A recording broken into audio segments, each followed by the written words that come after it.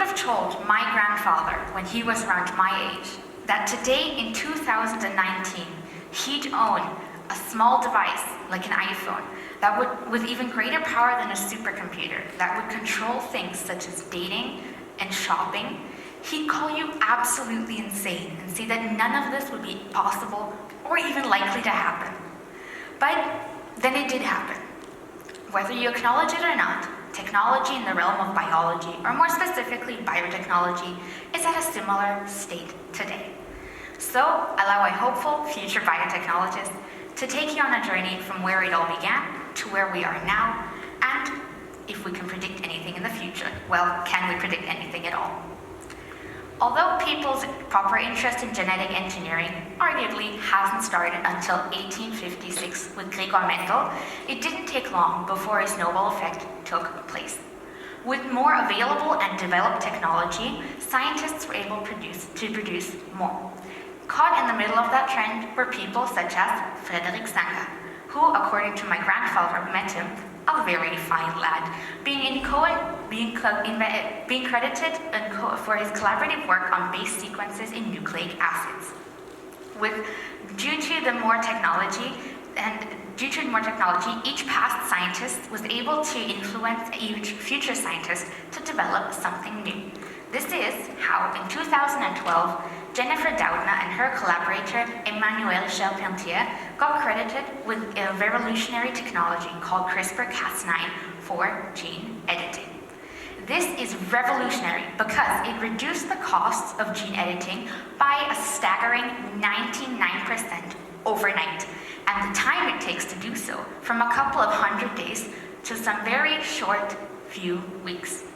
Now, from 1953, where technology started really to get going, until today, it's only been a staggering 66 years. That is one generation. My grandfather is 81 years old. So, before I jump into anything further, I'd like to clarify a few things. I'm sure you're wondering, what is CRISPR even and how does it work? Well, CRISPR stands for, it's an acronym, and it stands for Clustered Regularly Interspaced Short Palindromic Repeats. Now, that is a $5 word you'll always win Scrabble with. And it works something like this. It consists of two parts. You have the Cas9 protein and the guide RNA. The guide RNA can read genetic information in DNA. And that's why it zooms along in DNA in a cell where gene activity should take place. It guides it to the spot, the guide RNA, hence guide RNA. Now, the Cas9 protein then locks onto the double helix, unzips it, and then unzips it and then snips out a part of the gene you wish to have snipped out. Because there is now a break in the double helix, the cell tries to repair it. Well, by repairing this, it allows you to disable a gene, fix a gene, or even insert a whole new set of genes. That's why it's so exciting. Now, before I get into any further, I'd like to clarify the difference between gene editing and gene selection, because I tend to hear that they get confused. Gene editing, by Merriam-Webster, is the use of biotechnological techniques to make changes to specific DNA sequences in the genome of a living organism, whereas gene selection is the process by which certain traits become more prevalent in a species than other traits. To better demonstrate this, we have this table. It was created in a mini documentary on Vox, which runs in Netflix. Here we have four squares. In our first one, we have somatic therapy. Somatic meaning that these cells do not get passed down to offspring, and any alterations you make to them will stay and die with that individual. So somatic therapy could be considered something like medicine, where you can alter cells like brain, blood, and skin. Those don't get passed down to your children. The next one we have is somatic enhancement. This is most commonly known and referred to as plastic surgery. Now, here we have germline therapy. This is where it gets a little more controversial. Germline meaning that the cells do get passed down, and any adjustments you make to those cells, your future children will have. So in this case, reproductive cells. So this can be considered something like curing future generations.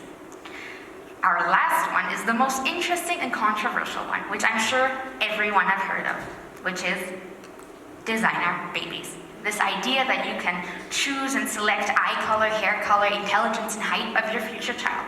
although the latter two are a lot more harder to influence than your first. I know this does seem like it's light years away, although somatic therapy is actually already used and in trial in a hospital in China called Hangzhou Hospital in China. They use CRISPR therapy on patients that have advanced lung cancer, otherwise known as cancer in the esophagus. Here you can see a picture of them, and this is how it works.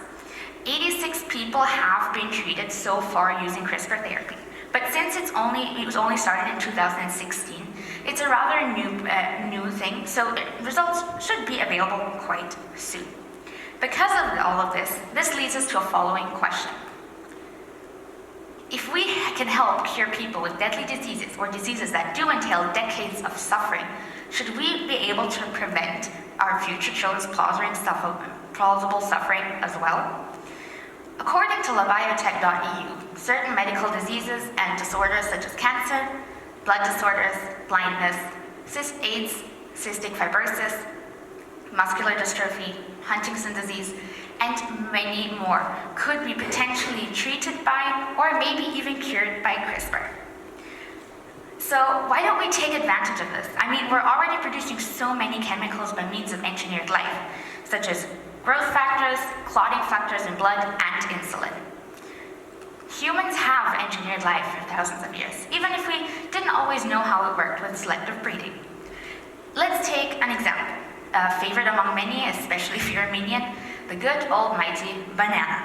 It looks pretty nice, and maybe even had it for breakfast this morning, but you wouldn't have eaten that unless humans would have intervened with nature.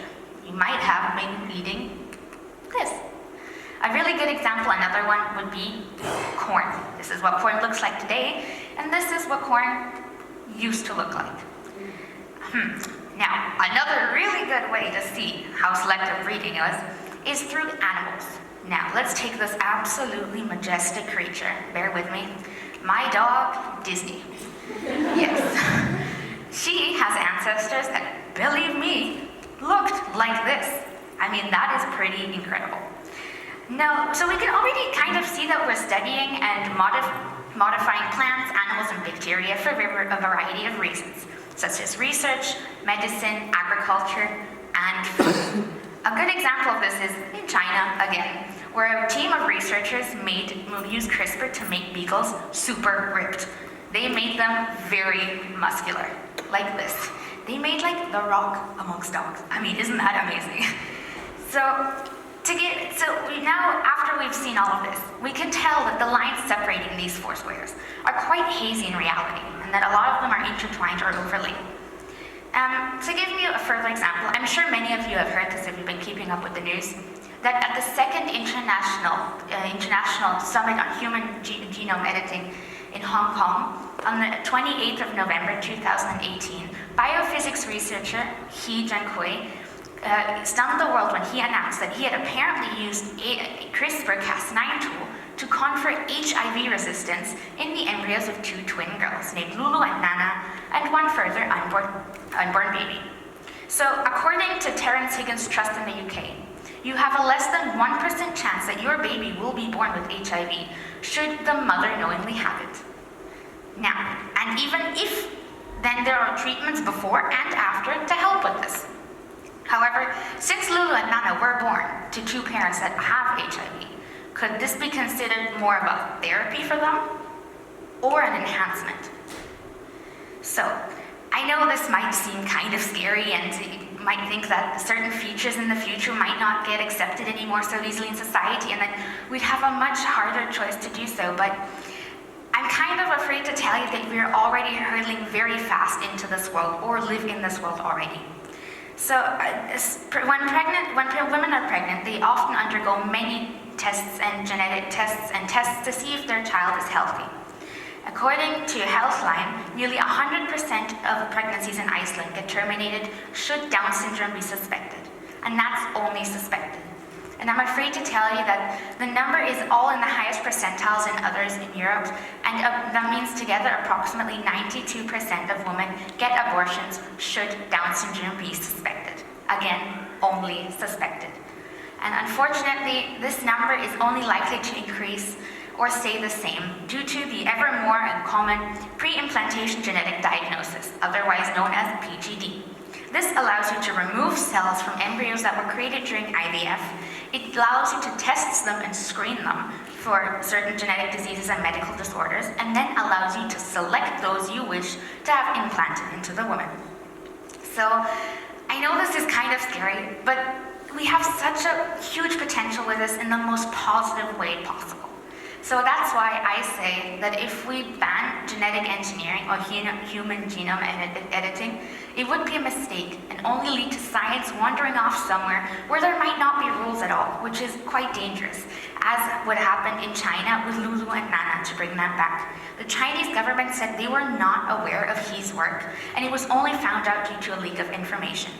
Now, I don't know about you, but to me that seems very scary. So I think if we can stick to some morals, such as to guide this research by caution, reason, oversight, and most importantly, transparency, can we make this work together?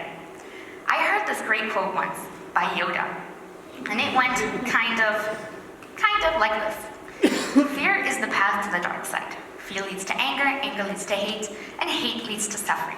So if we can take away the fear of the future out of this technology and make this process work together and stay safe, I'm sure we can reach great things. Because let's all be honest, I think we all love Darth Vader, but I doubt anyone would want to go to the dark side to meet him. Thank you very much.